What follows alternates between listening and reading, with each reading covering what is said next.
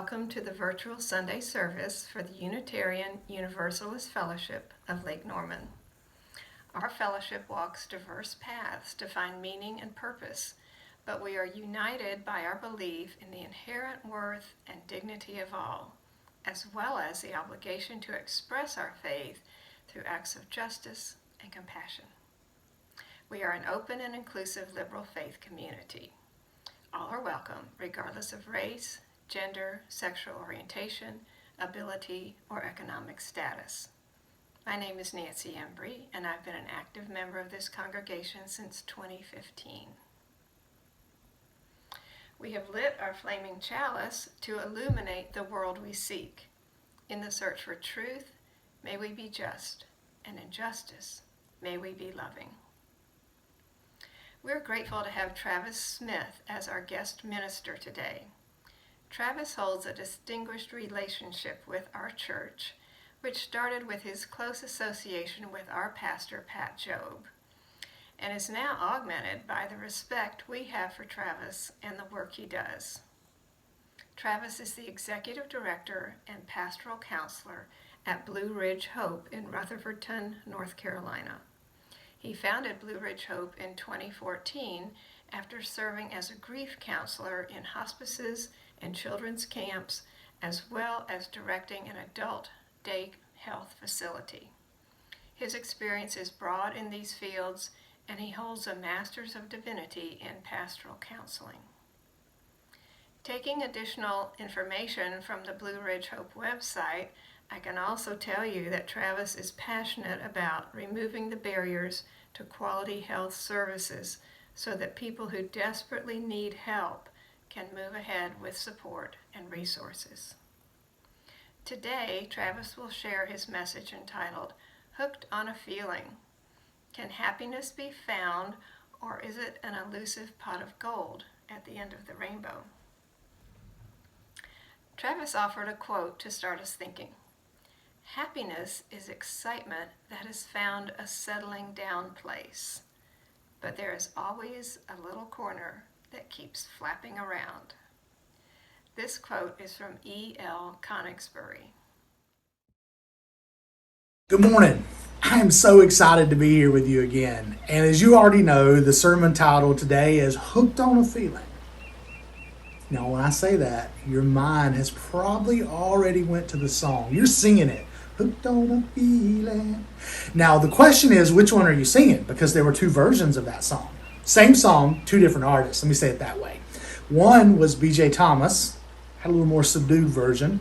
And then Blue Swede had the version that maybe you're more familiar with in the 70s that had a lot more energy to it when they sang it. So the question is, which one are you singing? Regardless, though, of which one, I have a feeling that you already have a smile on your face as you're listening to that melody run through your mind. And it is a catchy one. Who among us would not want to get hooked on a feeling of happiness? And that's what we're talking about today. This feeling of happiness. Why would we not want to get hooked on a feeling that leads us into light, that leads us into joy, that leads us into interacting with the world in such a way that feels so positive? That's something we all want to sign up for. Well, I've got some news for you today. I think that it's possible for many of us to get hooked on that feeling. It is possible for many of us to live that out in our lives. And that's what we're going to be looking at today. We're going to be talking about happiness. Now, one of the things that often people misunderstand is they believe that happiness somehow is, as I said, that elusive pot of gold at the end of the rainbow. Like only whenever I get to X will I be happy. Only when I get enough of Y will I be happy. Only when I finish this degree, or only whenever I get this job, I'll have happiness. And you see, what happens with that equation is simply this. We get in this mindset that we can never be happy until we have something. You know, the problem with that is, number one, it takes us out of the present moment. It's hard to be happy in the present moment when what we want seems so far away. But I want to offer an alternative to you. What if happiness could be in the pursuit of a goal not the end of the goal? What if happiness can be found in the process of moving towards something in small steps instead of getting to that destination, kicking back in the hammock and looking at the sunset and go, finally I have happiness? Maybe happiness can be here now, in the present, even before we have something that we think we want. You know, it was interesting. They did some research a while back, and when I say they, Sean Acor, and we're going to get into some of his work here in a moment. But one of the things that Sean found out is he did some research, and we're going to again tell you a little more about him in a moment, but just initially, he did research with Harvard students. Now, I want you to think about something for a moment. You are a freshman at Harvard. Like you have arrived to the academic equivalent to being on the top of the world. You're at Harvard University.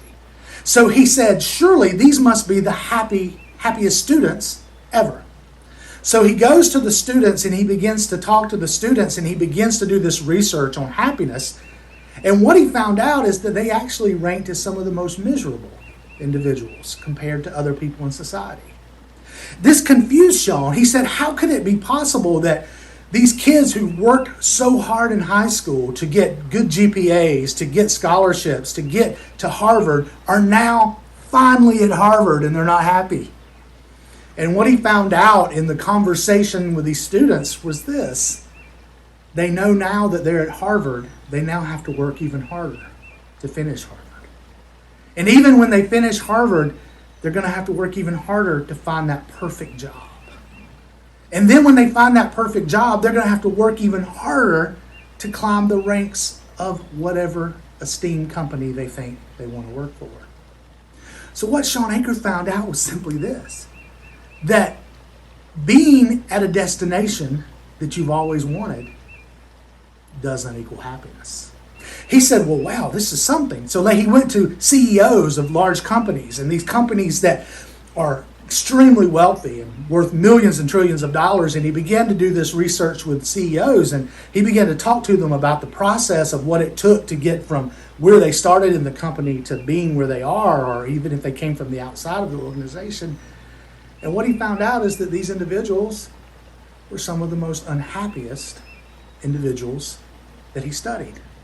Same scenario. He talked to them and he said, how could you be unhappy? You are CEO, you're making all this money, you can do whatever you want to do. And they were like, yeah, but it's not what I thought it would be. I want more. And then he began to find out in his research that the people who were actually on the pursuit felt happier than those who had arrived at the destination. Now think about that just for one moment. That means that it's possible that the present moment could be more powerful than where we want to end up.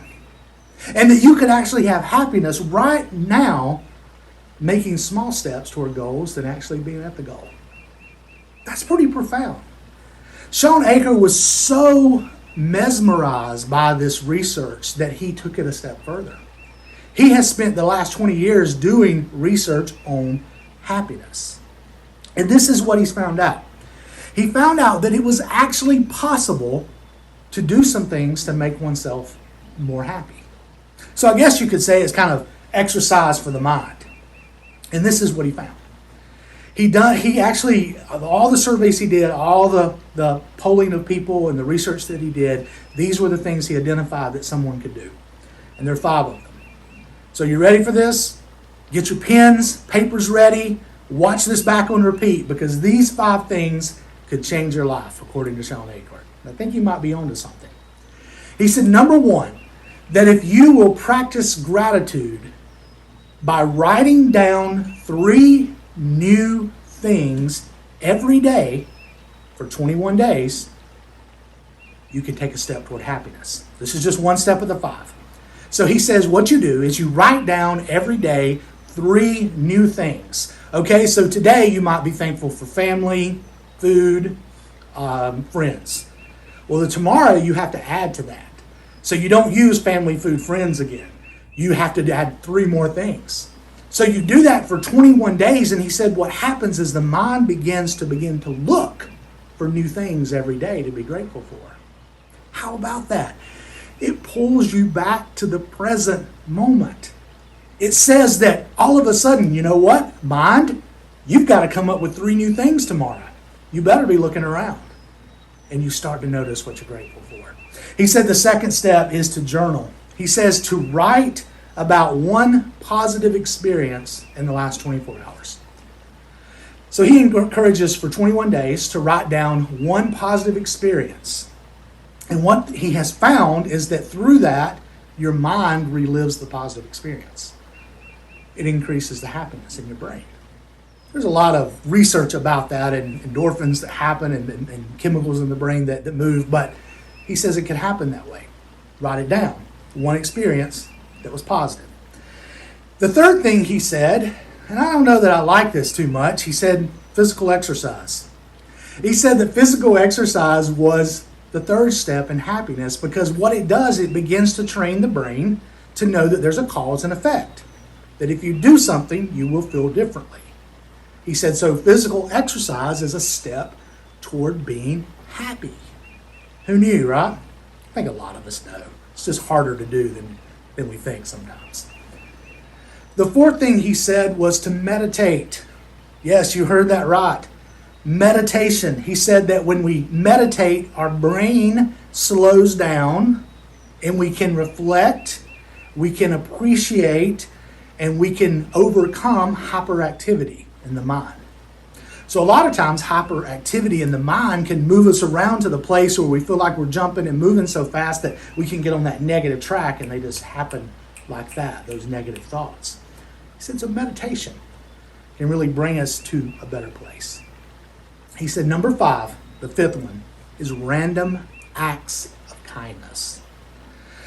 Now that he says do it every day.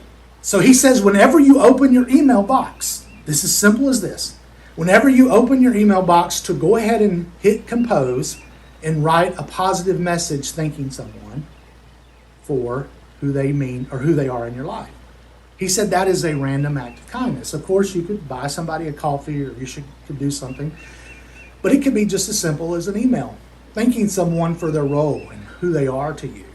And he says if we'll follow those 5 things, then guess what? You will train your brain to move toward more happiness.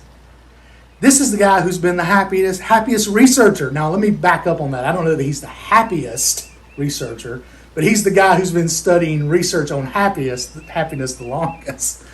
But we'll see. But he's on to something. It seems to be working. Now, I want to say something. We talked about happiness. We talked about steps to be more happy. I need to acknowledge something. There are some people in this world who can't just train their brains to be more happy. I want to be really frank with you. There are things that go on in our lives. There's trauma we experience. There's chemicals in our brain that don't cooperate with what we want to do. And there are instances where we cannot change necessarily from a physical place where we are, maybe always mentally. A lot of times we can, though. So I'm not speaking to those cases where there are some chemical reasons in a brain that someone's not happy. I'm talking about to most of us who can actually, hopefully, take some steps in the right direction to increase happiness. And you see, all of you know that it's true. And I tell you why you know it's true is because you've been in those instances where you've been feeling a little blue or you've been feeling frustrated, and you go into a group of people that you love and care about, and all of a sudden, guess what happens? That energy level inside of you begins to increase. And all of a sudden, you look around you and you're laughing and you're talking with your friends, and then you leave that place and you're driving home and you're like, wow, this felt really good. I'm so glad I went tonight because I really didn't want to go because I was feeling so low. You see, that shows you that situations can change that influence and raise the endorphins in your brain. Now, I've shared this study with you before, but I'm going to share it again, that the Blue Zones, which is the project that studies the people who have lived the longest in certain regions, has determined that when someone goes into a group of people that they feel loved from, that they feel cared about from that group, that their happiness meter raises 15%. So just by moving into a group of people in a moment, for example, a church service, And I know that many of us will be so thankful whenever we can get back safely to meeting together again. And I think we're there. I think we're right at it. But being at that place where we can move into a group and know that we feel loved, we feel cared for, we feel valued by, all of a sudden that our happiness meter, research shows time and time again, goes up 15%. And I've shared that study with you before, but I share it with you again to bring a point that there are things we can do that can make us feel happier. You see, I believe that happiness is not just in the destination. I believe that happiness is not just the pot of gold at the end of the rainbow. Guess what? It is the rainbow. It is the experience of being alive. It is the experience of walking into the room and feeling the love. It's the experience of waking up in the morning and hearing the birds chirp outside. Happiness can be here and now. And you know it to be true too because you've experienced it from time to time. You've seen it. You see, if we do these things, we can bring happiness more to the forefront. Unless, as I said before, we have some chemical reasons that's not possible. And there's medications and so forth to help us if we encounter that. You see, that's what I want to talk to you about today is finding that happiness that resides in us, that becomes part of who we are each and every day. I want to read a quote to you. It says, "Be happy for this moment. This moment is your life." I'll say it again. Be happy for this moment. This moment is your life. That quote comes from Omar Khayyam. I want to tell you a story about Norman Cousins. Maybe you already know the story when I say the name. But Norman Cousins was an individual who was an editor for many years and well known, and he took a trip to Russia, and he came back from Russia and he was deathly sick. He had pain that riveted the entire places in his body from head to toe. His doctor visited with him and he said to Norman, "Unfortunately, stress has caused this to happen to your body. You are beginning to shut down. I don't foresee you living past 2 months." They were giving Norman Cousins high amounts of pain medication to try to keep his pain at bay. Norman Cousins spoke to his doctor, who was also his friend, and he said, "I tell you what, if stress and negativity brought me to this place, then is there a possibility that positivity could take me out of this place?" So his doctor said, "What do we have to lose?" So Norman Cousins checked out of the hospital, started taking significant doses of vitamin C, and he laughed. He watched Marx Brothers comedy. He watched Candid Camera. And he found that 10 minutes of hearty laughter could give him 2 hours of a pain-free experience. I want you to say that again. A man who was riveted with pain, who was on extremely high levels of pain medication, stopped all medication, laughed for 10 minutes, and he got 2 hours of relief. He went on and on using this process of laughter to help him feel better. And in 6 months, Norman Cousins went back to work, full-time, pain-free. He found that his experience to be true, that if he brought positivity back into a situation that was induced by negativity and stress, that he was able to reverse the symptoms that he was showing. What about that? Think about it for a moment. He brought into the present moment something that was love and light and laughter and was able to push out the negativity. You see, it's stories like that that remind me happiness can be here. Happiness can be now. And happiness can be something that you and I interact with on a daily basis, maybe even minute by minute. You see, I think we all can get hooked on a feeling. Thank you, Travis, for this enlightening, creative, and inspiring message. You have left us with a lot to think about during the week ahead. And now we welcome a musical interlude from Mike Alec.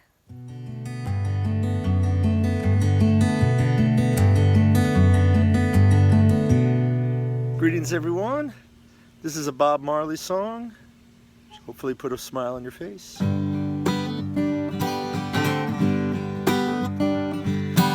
worry about a thing.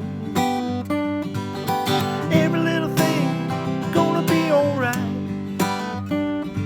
Don't worry about a thing. Every little thing gonna be alright. Rise up this morning, smile at the rising sun. 3 little birds flew by my doorstep, singing sweet songs, melodies sure and true, singing, this is my message for you. Don't worry about a thing. Every little thing gonna be alright. Don't worry about a thing. Every little thing gonna be alright. Rise up this morning, smile at the rising sun. 3 little birds flew by my window, singing sweet songs, melodies sure and true, singing, this is my message for you. Don't worry about a thing. Every little thing gonna be alright. Don't worry about a thing. Every little thing gonna be alright. Have a great weekend. Thank you, Mike. We appreciate your creativity, your beautiful music, and your voice. And now for some announcements. If you are a visitor, welcome. We're so pleased you joined our virtual service. If you like what you've heard so far and are wondering how to stay connected or get involved with our congregation, please reach out to our membership chair, Linda. Her email address is visible at the bottom of the screen. We also have an active program for children that is inventive and engaging for kids and teens. Our teacher, Autumn, is very creative and adapts her curriculum on values, character, and justice to each age and ability. Throughout the pandemic, Autumn has continued to inspire our young people. Visitors, we encourage you to contact us and learn more about our teens and youth program. And members, staying connected with each other during these challenging times is important for our well-being. We hope you'll continue to reach out to one another whenever possible. Contacting other members by phone or email really makes a difference, and it certainly enriches the connections we have already fostered. Members, please note the announcements in our weekly newsletter that comes to you by email, and a special thanks to Regina for producing this newsletter so professionally every week. And now, let us go forth and live our lives with integrity.